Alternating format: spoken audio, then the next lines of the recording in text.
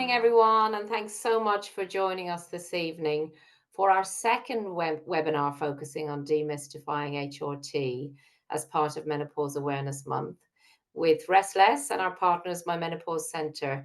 So the first webinar looked at demystifying estrogen and progesterone, and we can add the link to that for any of you who missed it to the chat function. But tonight we are looking at testosterone and vaginal estrogens.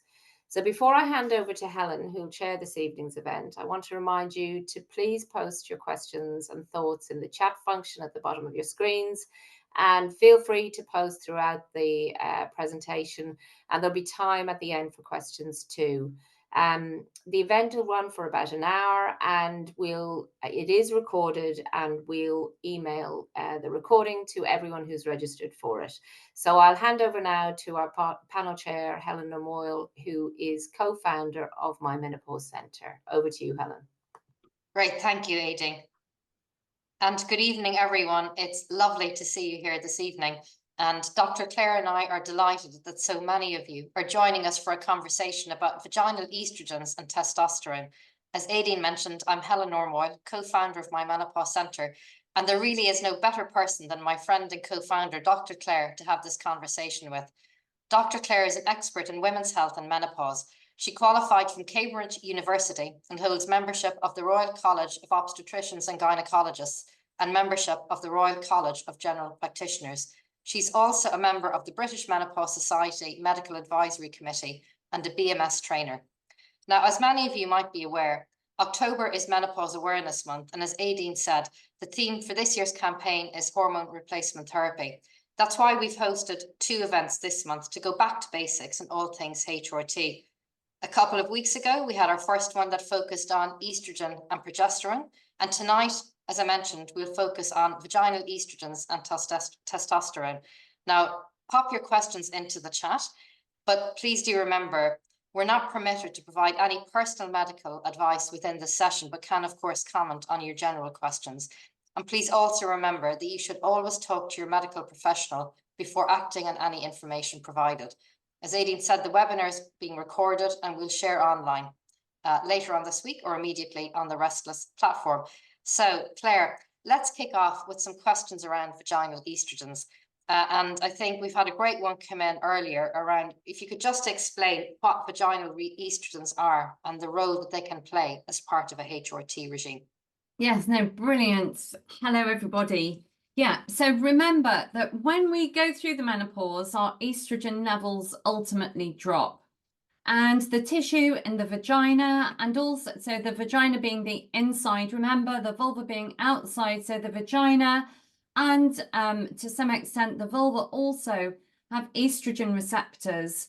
And so when we don't have estrogen, there are a number of vaginal and vulval changes that can occur that mean that the tissue becomes more delicate, it becomes drier, it loses a lot of its elasticity.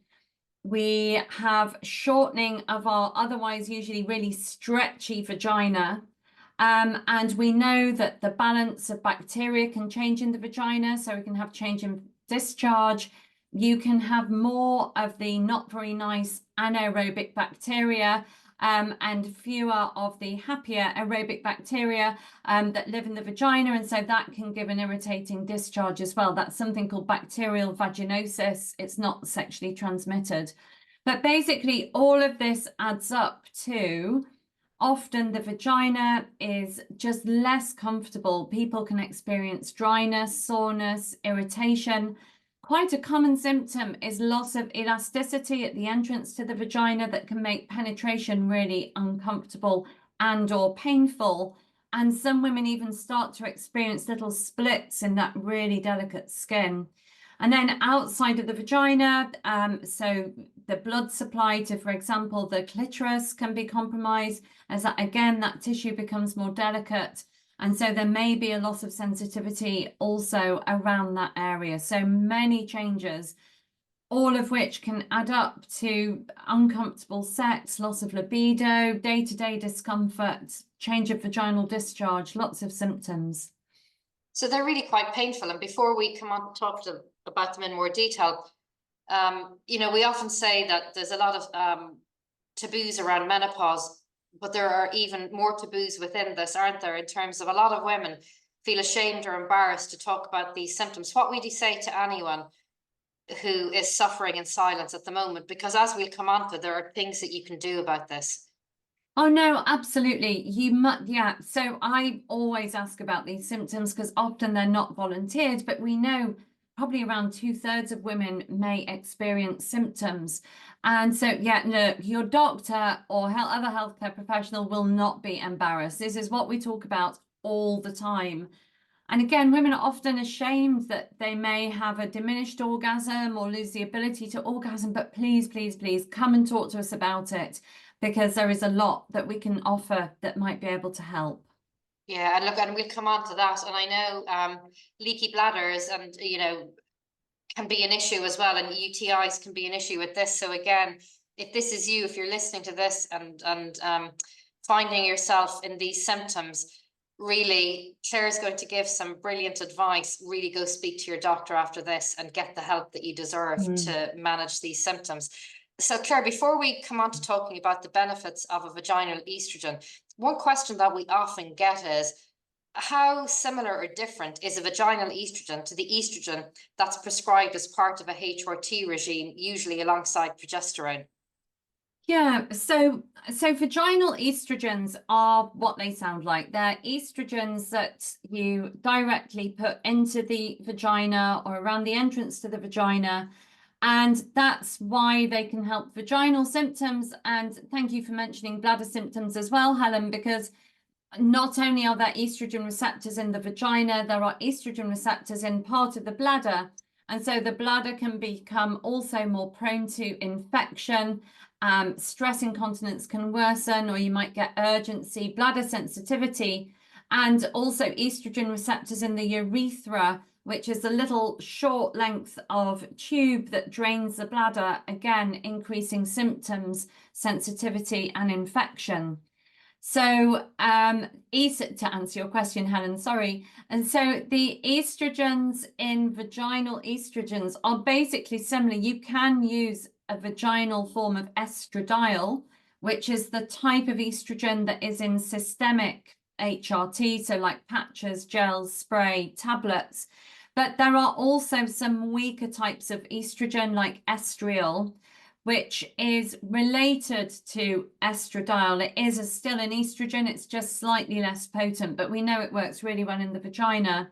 And then finally, there is a chemical called DHEA, dihydroepiandrosterone, and that can also be used in the vagina, and that is like a precursor chemical that turns into estrogen and turns into a little bit of testosterone. So DHEA can be used as well as, so it's the same class as a vaginal preparation, but that could be used as an alternative to a vaginal estrogen, but it is related to an estrogen. So the summary answer is they're all similar, they're all part of the same family, and you can use a vaginal estrogen as well or instead as systemic HRT.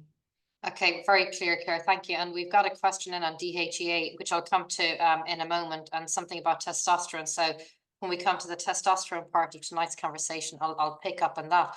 So you've already touched on the benefits of using a vaginal estrogen and the symptoms that they can help with. So how do I know when to seek advice about getting a prescription for a vaginal estrogen? And, you know, as women often say, how bad do my symptoms need to be? Yeah, so look, the thing with vaginal symptoms is often they just carry on getting worse. And the worse or the longer you've had the symptoms for, the longer it can take to manage or treat them. So as soon as you start getting symptoms, you know, even if they're quite mild, you might want to start using a vaginal estrogen, because you absorb such a minimal amount, like hardly any. It won't be detectable on a formal blood test that we do in our labs. So there's no risk of breast cancer as far as we're aware. There's no risk of blood clots. There's no risk of thickening of the womb lining as long as you use the standard doses that are recommended. So yeah, just get started. Don't let those symptoms build up.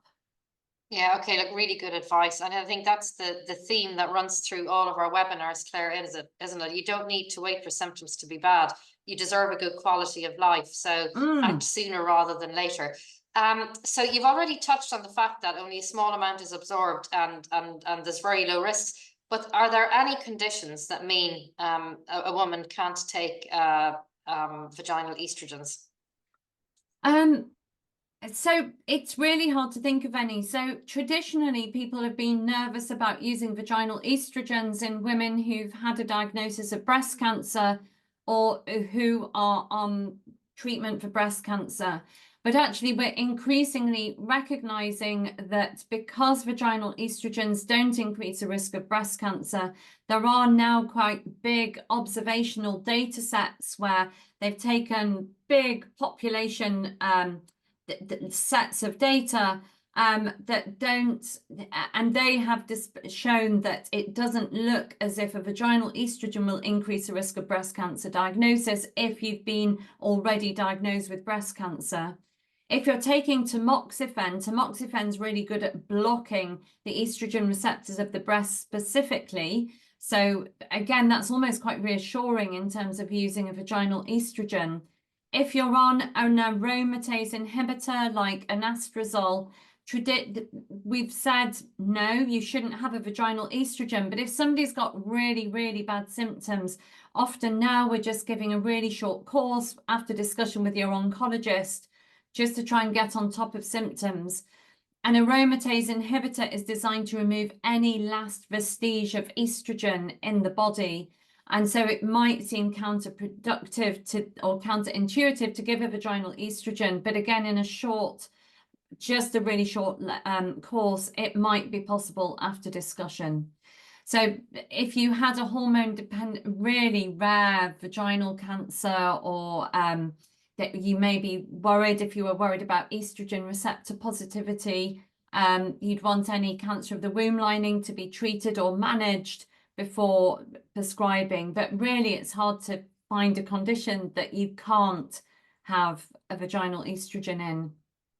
Okay, very reassuring then, because if you have some of the symptoms that you referred to a few minutes ago, Claire, this is a really good solution. So that brings us nicely onto the different types of vaginal estrogen that are available. And I know you've got your little kit of parts and you're going to show us what they all look like. So Claire, if you could just take us through the different types of vaginal estrogens, and then, how you would guide a woman to think about which one will work best for her. And then all of the practical side of things, how to apply, when to apply, and so on. Okay, yeah. So often this is down to personal choice. So there is a cream. It used to be called Ovestin cream, but Ovestin have stopped making it, and now it's exactly the same. It's just called Estriol 1 milligram in 1 gram cream. And so this is you applied with an applicator, and so you squirt the cream into the applicator at the set dose, and then you put that into the vagina. But actually, it's a bit of a faff then to have to wash the applicator. So what I sometimes say is measure the amount of cream onto your finger, take a photograph of it. And if you feel more comfortable, you can put it into the vagina with your finger. And it's quite good because you can then apply it to the entrance to the vagina, which is often really delicate and prone to splitting. So that is an estriol cream. Positives are it's a cream, you can smear it where you need it. Negatives are it's a bit messy. You can get the discharge with it of the cream plus discharge. Okay.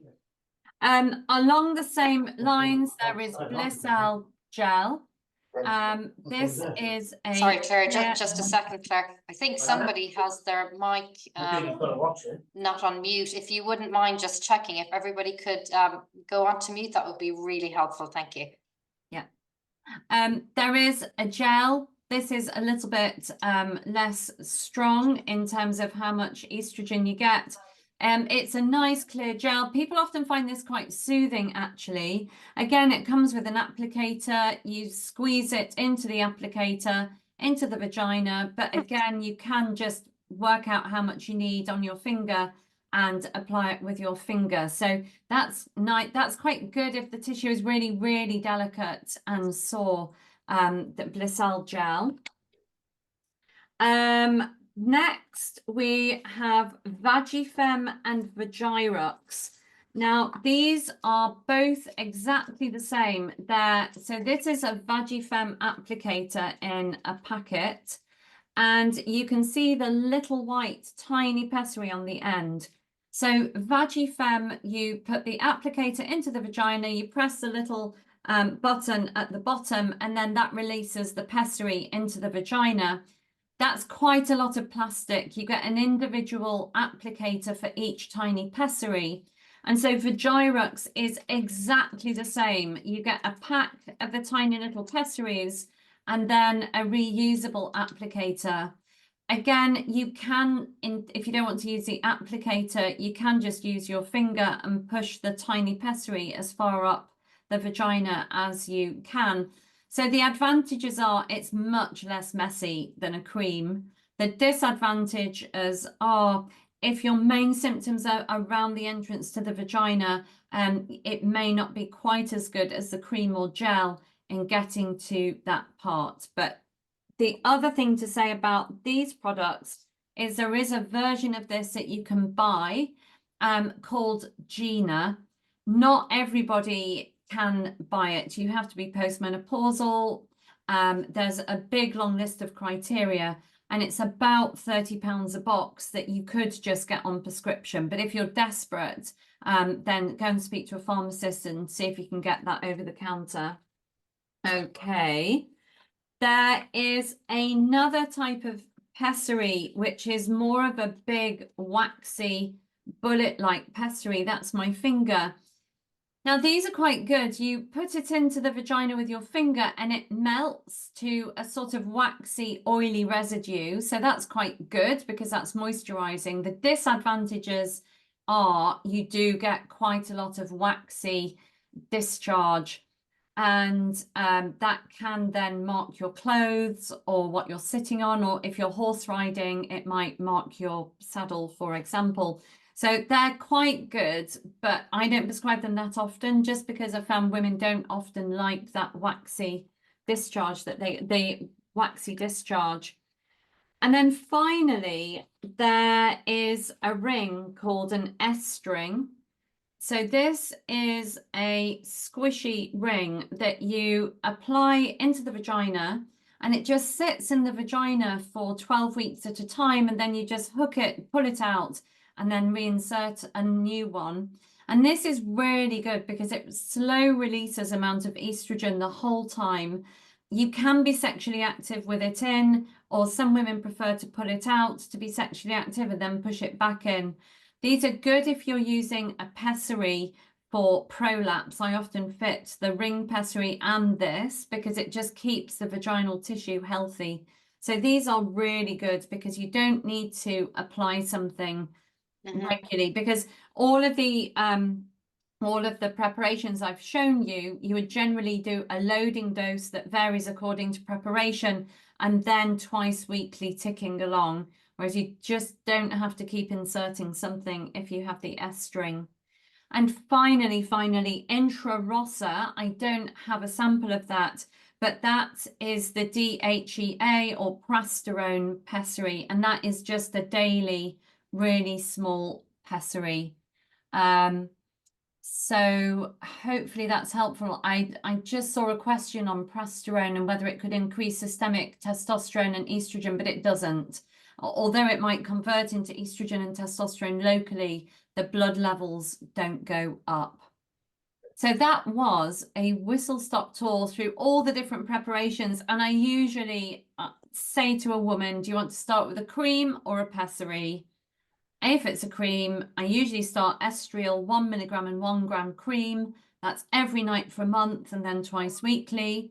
Or if a pessary, Vagifem or Vigirux, the other trade name, one every night for a couple of weeks and then twice weekly ongoing. And you use it for as long as you need it for. There is no cut off. You don't have to stop it after 6 weeks. And actually, it's better to use it for as long as you need till you've got on top of symptoms, and then just use it to keep symptoms at bay, even if you decrease to once a week or once every couple of weeks, but to keep symptoms at bay. Claire, we've had some really great questions come in, and I'm going to springboard off the dosage regime that you just mentioned and recommended, and link it back to the conversation that we had in our last event. So what you've described is starting intensively and then dropping down to a couple of times a week, and then tapering off if you feel that you don't need as much. Is there a risk? Are there benefits to staying at a higher dose for longer if you feel that it's not, you're not getting on top of your symptoms in the way that you would want to? Yeah, so the thing is about the doses is we know that the doses that I've just talked about are safe, and we know that if you use a vaginal estrogen, you don't need to take progesterone alongside it to keep the womb lining thin. If you are needing to use higher doses, we just don't know if that is safe in the same way. So you would only do that with the advice of your doctor. If you're taking systemic HRT and you're taking a progesterone, or you've got a Mirena coil, then you're not so worried, but you wouldn't do that yourself. You would do that with the advice of a doctor, and to make sure also that you got the right diagnosis. Just a word about Vagifem or Vagirux. There used to be a 25 microgram pessary that was available, and it was only withdrawn for commercial purposes, and we had the safety data on use of that 25 microgram pessary. The pessaries now are only 10 micrograms. So you can be a little bit more liberal with the use of Vagifem, only on the advice of your doctor though. So if somebody was still having symptoms using it twice weekly, then I might just say, right, just use it 3 or 4 times a week, knowing that when we had the 25 microgram pessary, you could do that twice weekly. 2 times 25 equals 50. But again, only on advice of your doctor, because everybody's different. Yeah.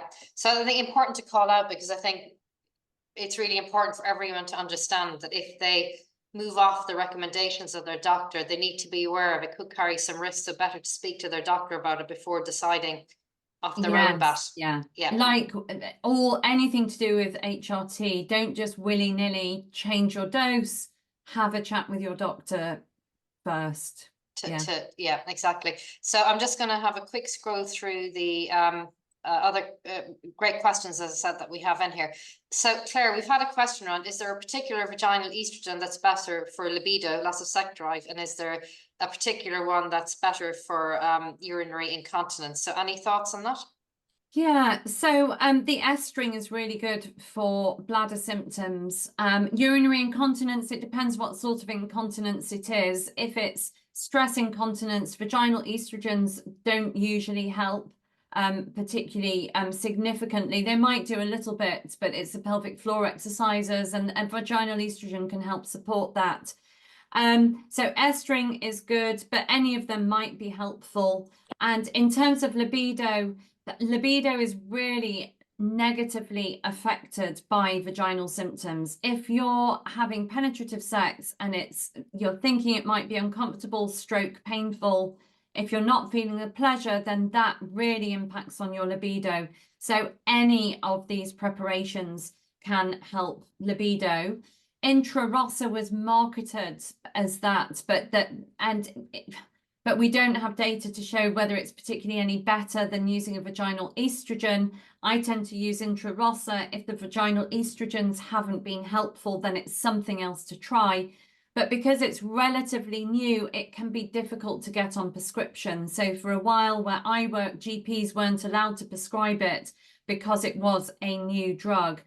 They might be able to now. I prescribe it in my specialist clinic, but that can be a bit more challenging for your GP. It's not your GP's fault. It's just what the rules are set as for their prescribing by their region.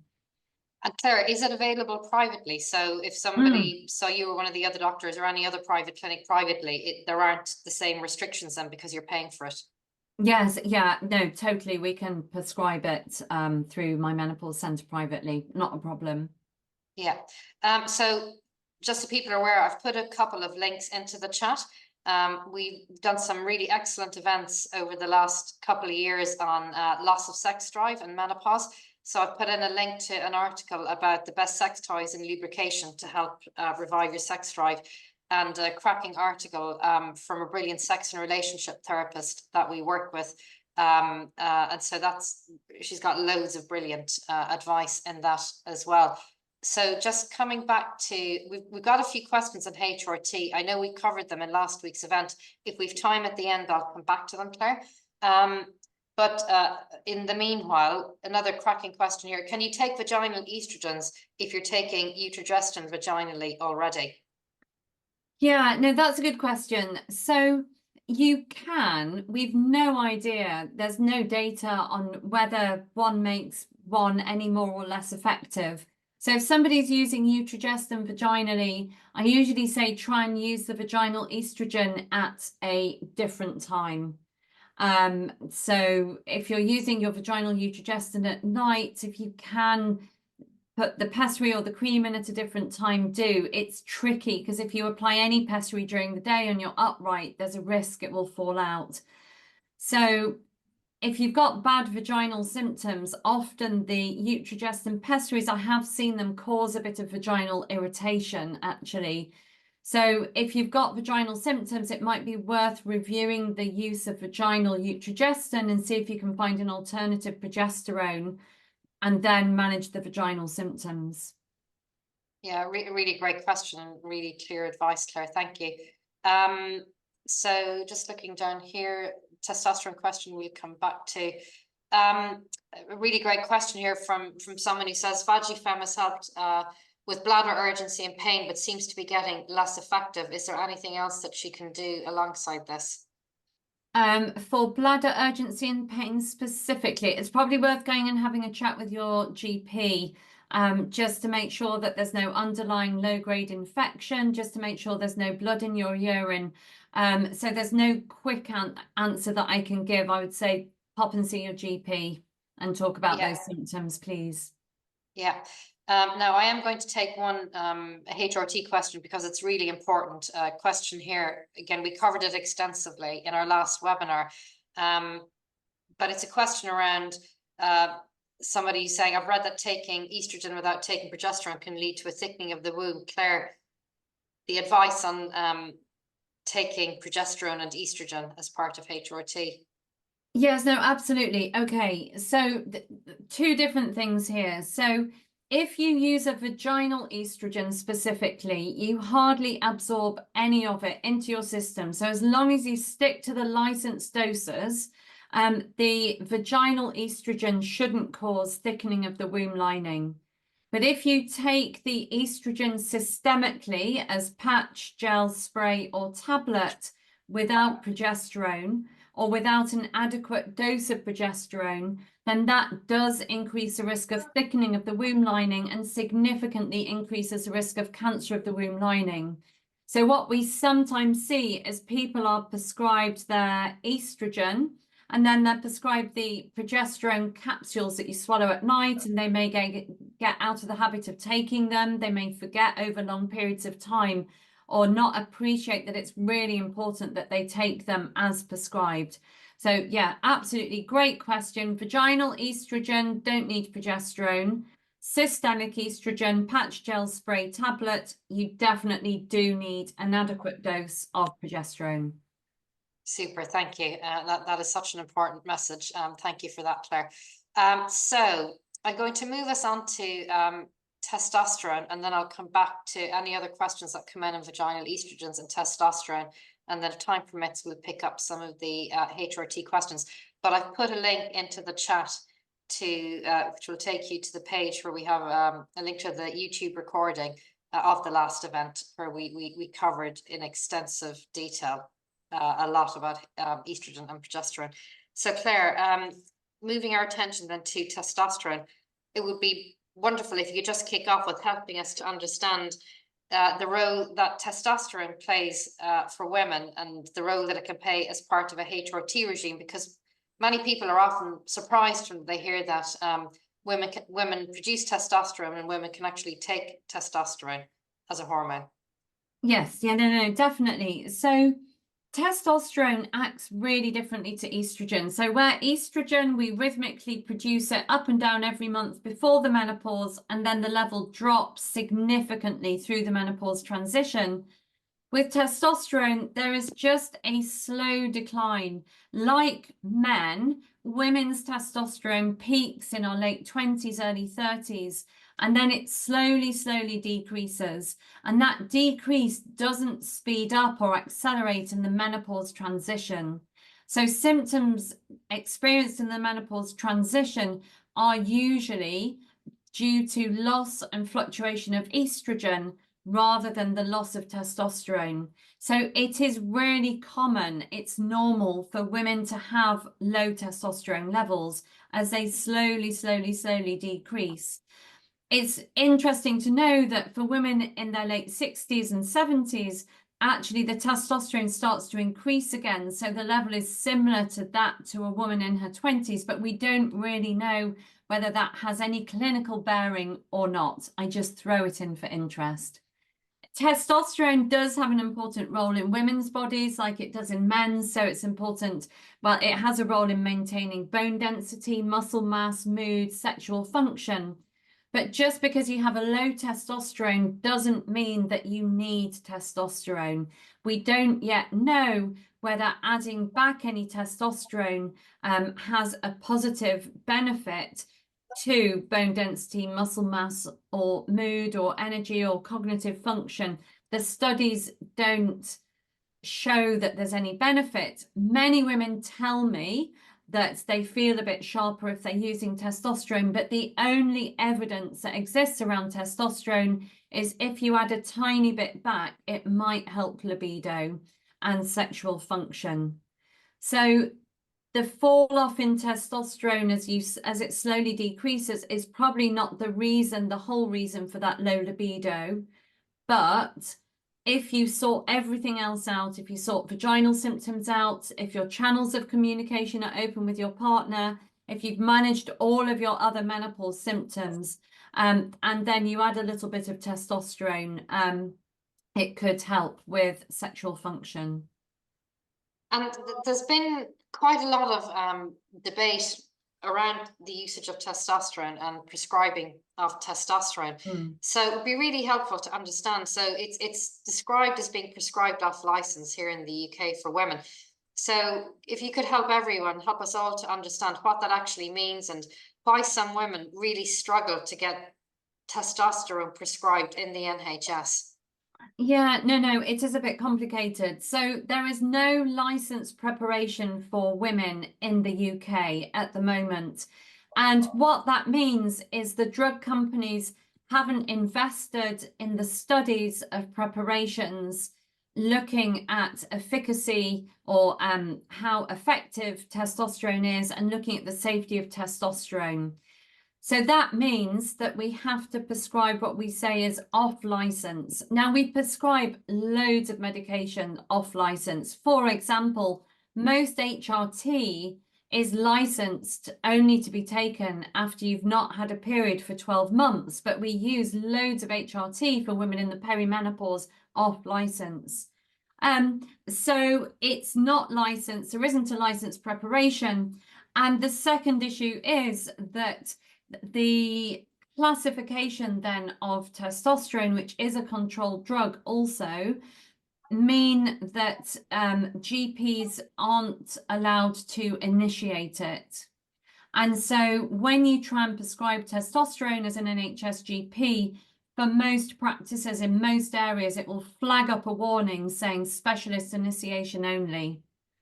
So that means then that your GP needs to either refer you to a clinic that can initiate it, for example, a specialist menopause clinic like ours, or in some areas it might be a gynecologist, or in some areas you can write for advice. The GP can contact or write to the menopause specialist and ask for advice and guidance, whether to ask sort of permission to ask if they can prescribe it.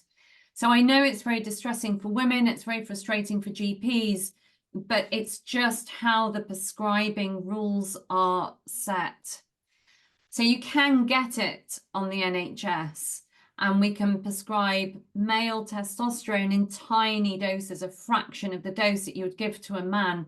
It just might be, unfortunately and annoyingly, challenging to get that prescription.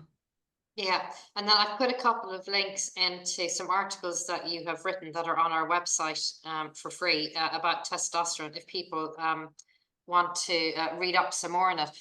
But Claire, if we stay focused for the moment on the prescribing of testosterone, because having a blood test is part of the process that you go through, whether you're prescribing on the NHS or privately. Can you explain a bit more around why blood tests are required and what role they play?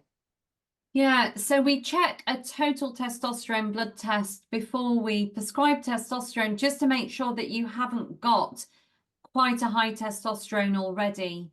And that's the only reason we check it. There's no correlation between what the blood test, the level of the blood test, and symptoms. So you might have quite a good testosterone level and low libido. You might have a really, really low, unmeasurable testosterone, but actually your libido is actually fine. The blood test measures total testosterone in your bloodstream, and that total testosterone includes the inactive protein-bound testosterone and the free fraction.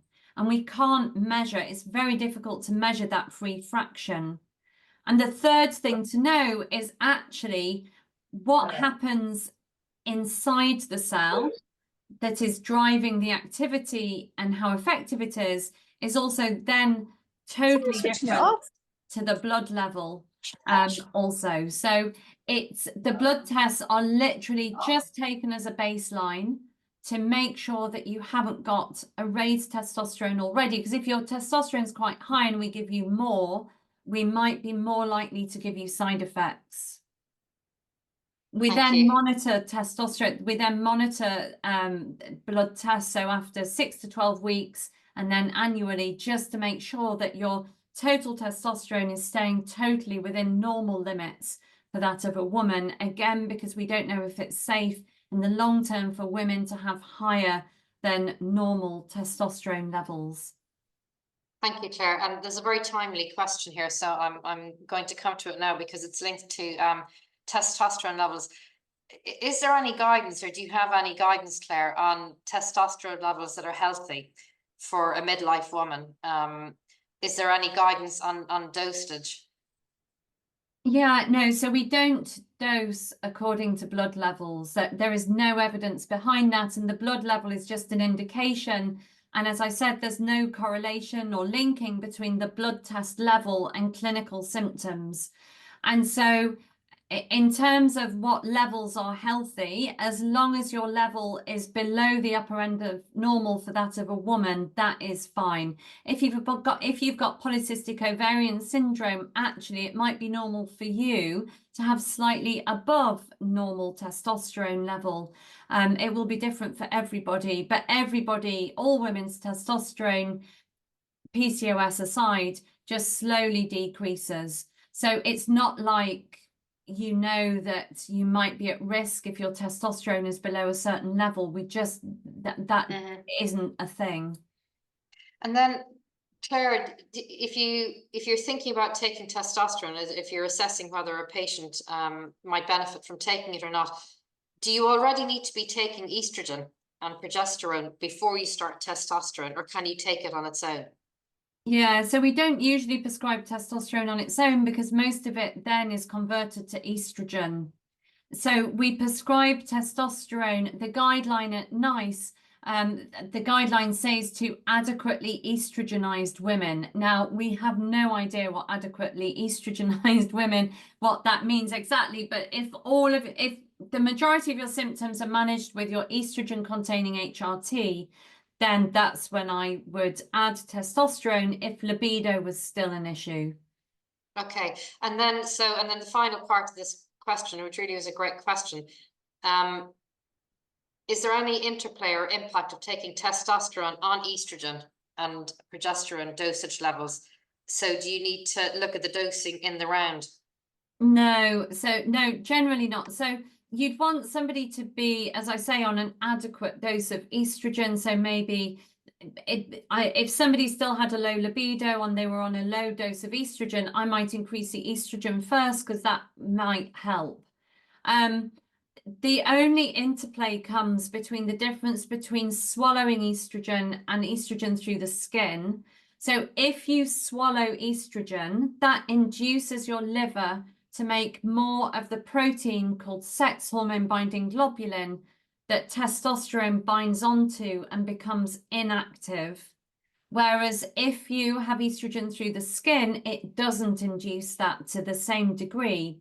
So if you're taking oral HRT and you have a low libido, it's worth first maybe trying to switch to transdermal HRT, because your oral HRT might be increasing the amount of protein, which means that you decrease your amount of free active testosterone. Okay, so basically, because I've got another question here on dosage levels. Really important to speak to your doctor before you make any changes again yourself, because of the interaction. Yes. Of Yeah, all of these don't medicines. increase. Yeah, with testosterone, we rarely increase the dose. We know that a 5 milligram dose for a woman is probably safe. We've got about 5 years of data to show that. We don't have any data to show that really pushing that dose up is safe or not going to increase your risk of side effects and masculinization type side effects. So yeah, so try to talk to your doctor about your dosing. Try not to. And if the testosterone hasn't helped libido in 6 months, it's not going to. So then it's worth stopping it. Yeah. So yeah. Yeah. So we've got a question close to the top of the chat that's linked to this, from someone on the call who was told to reduce her testosterone from 8 to 10 days as her levels were too high, according to the NHS guidance. Hers were 2.5, but she felt better when she was using it over 8 days. So should the amount she uses, I'm just trying to, basically her question, I think, is saying that she felt better when she was taking it at the more intensive usage, and she's been advised to take it down. Any thoughts on that, I know. Clare? It's really tricky. It is really tricky. We just don't. So, for example, in Leeds, the upper end of normal for a woman is 1.8. And in reality, we just don't know if it's safe to run at higher levels than that. So it is a common issue. Women feel good. Testosterone can make you feel good in very high doses, but we just don't have the evidence for safety. But that is only reducing it by an absolute marginal amount. So yeah, I'm sorry that you're not feeling so well. But it is tricky. As doctors, we don't want to cause harm. The biggest issue is we do not want to cause harm. And when we have no evidence for safety, we have to practice within what we know. So we really, really want to help, but we don't want to put you at risk. And so that's what the guidelines exist for at the moment. Okay, thank you, Clare. And so you've I think answered the question, what's classed as a normal level for a postmenopausal woman. And then you've touched on some of the side effects and the risks of taking testosterone. If we could just do a quick maybe recap of those. So if we start with maybe we've covered the benefits, what are the risks, and then maybe look at the side effects. Yeah, so in terms of risks, so we've got short-term, we've got about 5 years of data to show that if you stick within the dose that's been recommended, that shouldn't increase your risk of heart disease or breast cancer. But we haven't got long-term data yet, unfortunately. In terms of side effects, the most common side effects are the odd acne-like spot If you're prone to rosacea and acne, I have seen that flare with use of testosterone. The odd extra unwanted hair, for example, on your chin. Some women have said that they have bushier underarm hair or bushier pubic hair, coarser leg hair. A few women have said that they found that their body odor has changed. Where you apply it, we tell you to move it around, move the patch of gel or cream around, because you can get coarser hair growth. Hair loss is listed as a rare side effect, but if you're genetically programmed to have testosterone-related hair loss, that can be an issue. You don't see it that often, but it can be distressing. They are the main ones. You shouldn't get masculinization effects like deepening of the voice or growth of the clitoris, as long as you keep to that low, tiny dose that we are advising you to take. Good, Claire. That's really clear. Yeah, Sorry, and go ahead. occasionally, yeah. So now occasionally now I'm starting to see some women who say they felt that it made them feel a bit more irritable. And a couple of times women have said that they didn't like how it made them feel. So, you know, it obviously does have some effect on mood and the brain also, but that's not common. But I am, as more and more women are taking it, hearing those sorts of symptoms too. Yeah, look, what this calls out as well, isn't it? You know, we really need more investment and research on women's health and the benefits, you know, risk, side effects of the different HRT regimes on women's health as well. So hopefully that's something that will get funded over the coming years. Claire, just very briefly then on side effects and how long side effects might take to settle down. So with side effects of testosterone, that they tend to be there. So it's not like estrogen where you start it and side effects settle. The extra hair, the acne-like spots, sometimes the acne-like spots do settle, and some of them can settle.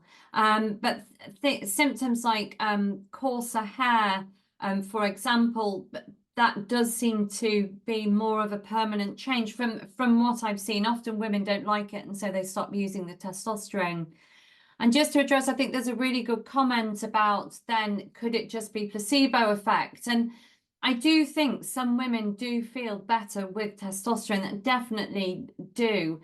The issue is that there are lots of studies now ongoing to try and look in more detail at those effects. But the International Menopause Society, and I will try and find it quickly, have a really good review of all the data we have to date that doesn't show any difference between testosterone and placebo. So that it did show a placebo effect, but we know that we do need more studies in this area. Yeah, it really I'll is. find that article because I was looking at it earlier again. Sorry, Helen. Yeah, no, Claire, that would be really helpful to add it in, because we've had quite a few comments about that in terms of people personally, or have had friends who found testosterone has really helped with energy, you know, with mental clarity and so on. And the challenge obviously for the medical community is that when you look at the studies and you can't see it. So I suppose, is it placebo? Is it working? But we just don't have enough evidence. We just don't know really, do we, at the moment?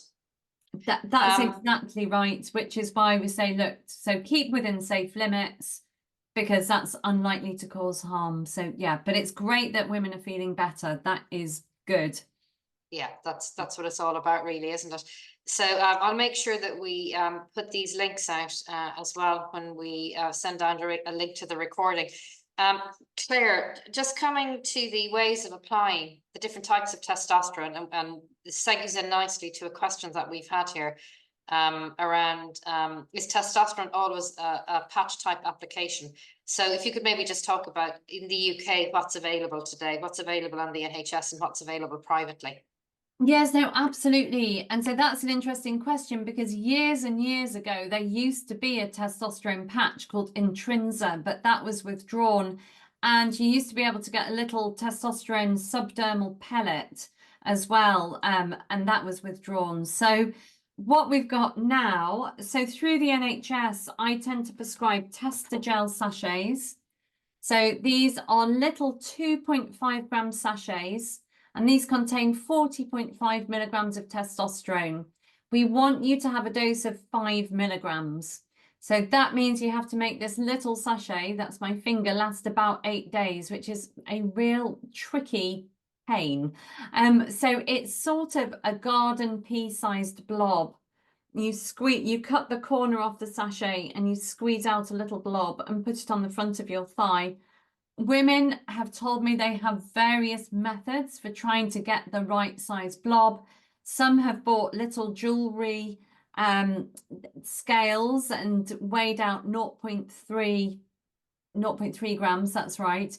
Others use a little insulin syringe to suck out 0.3 mils. So it is a nuisance, but you can get it on the NHS, you can get it privately, where it is a cost-effective option.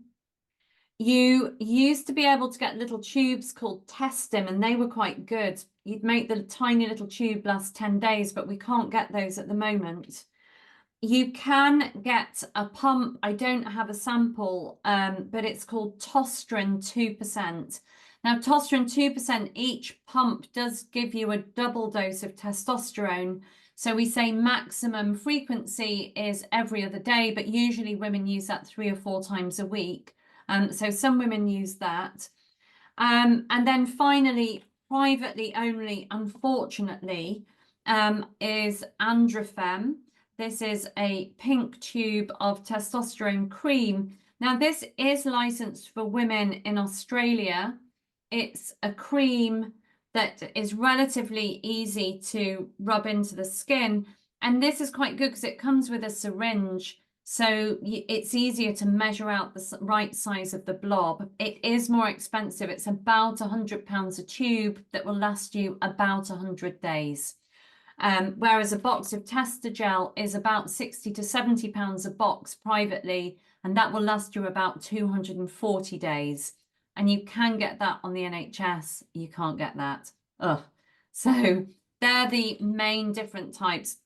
There is something called Testovan, which is given to men, but that has a lot, the dose of testosterone in each pump is significantly higher. So I don't recommend that because we just don't know how safe it is to have a whopping high dose blood level that then rises and falls. Might be fine, we just don't know. Going back to the cautious doctor not wanting to cause harm. Indeed, Claire, indeed. So we're into our last 5 minutes. I'm just going to ask one more question, Claire, and then we'll have a quick run through the chat to see what we might have missed. So you showed us about, how to apply testosterone. What's your advice in terms of how long it takes to dry, contact with other people, importance of hand washing, etc.? So some of the practicalities around application of testosterone. Yes, no, great question. So it's relatively quick drying. It's sort of 2 to 3 minutes for the cream. The gel can take about 5 minutes. But the key thing is you stay dry for at least 2 to 4 hours after. And there has been a case of testosterone transfer, I think, to a child. It's really important that you don't let others rub up against the skin where it's been applied. I think the advice is at least 4 hours after. And the same actually with estrogen gel also, and the spray. So again, that advice is in the patient information leaflet. Really important to keep covered and not rub against others. Wash your hands after. Yeah, brilliant. Thank you. And then last question, before we flick up and down very quickly, is just to confirm, you can get Testogel on prescription, on an NHS prescription. You can get Testogel on an NHS prescription off license. Yeah. Yeah. Okay, super. So Claire, I'm just scrolling to the top of the chat to see if there are any questions that we've missed out. Are there any licensed DHEA creams in the UK? No, there aren't, unfortunately. So there isn't any evidence that DHEA has any benefits either swallowed or rubbed into the skin with a cream. You can get it overseas. I think you can get it in America, for example. But but the evidence that we have at the moment doesn't show any benefit, and so we can't prescribe it in the UK. Okay, thank you. And then as I scroll down, and again, we covered this in the last webinar, but it's a really good question and relevant. If you just do briefly summarize the difference between bioidentical and body identical, and maybe then synthetic, because that's probably more relevant. So really briefly, body or bioidentical hormones, it's used interchangeable. It means that, so if you're looking at mainstream regulated medical prescriptions, the chemical is exactly the same as our body hormones. So estradiol in patch, gel, spray, tablet is the same biochemically as our estradiol. You can get body identical progesterone. The trade name is Utrogestan or Gepratix. And that is body identical progesterone, as opposed to synthetic progestogens like northisterone, levonorgestrel, medroxyprogesterone acetate. You can get non-regulated compounded bioidentical hormones through private clinics that aren't regulated, through pharmacies that aren't regulated in the same way. And then what they do is they take a blood test and say they can match your hormonal need to the blood test, but it's not evidence-based, and it's very expensive. So that covers off, hopefully, the whole difference. Body identical progesterone that I can prescribe probably has a marginally lower risk of breast cancer than synthetic progestogens. Thank you, Claire. And then last couple of questions from someone here who's had a TIA and been prescribed estradiol vaginal tablets, and if they don't work, are there any other types or gels that she could safely try? So if you've got vaginal symptoms, then you can try all the different types of estrogen that I've shown.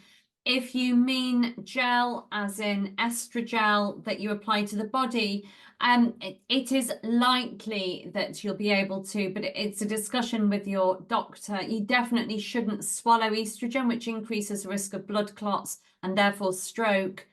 But there may not be an additional risk above your own risk of that through applying estrogen to the skin. But your GP may not feel comfortable and may need to get some advice from a menopause specialist or refer you to a menopause specialist. Thank you. And then Claire, this is an age-related one. If you're 62 or above, can you go on HRT gel, so estrogel, along with using Vagifem? If you have got ongoing symptoms of the menopause in your 60s, if they just have never gone away, you absolutely can start HRT.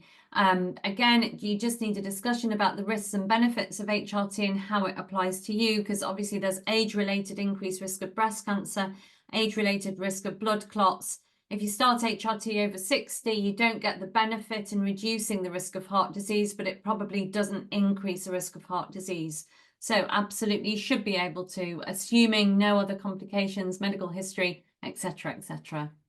Okay, great, thank you. And last question of the night before we hand back to Aideen. A really good question, I think, to finish on. Can taking vaginal estrogens for urinary problems have an impact, either positive or negative, on neurological function or memory?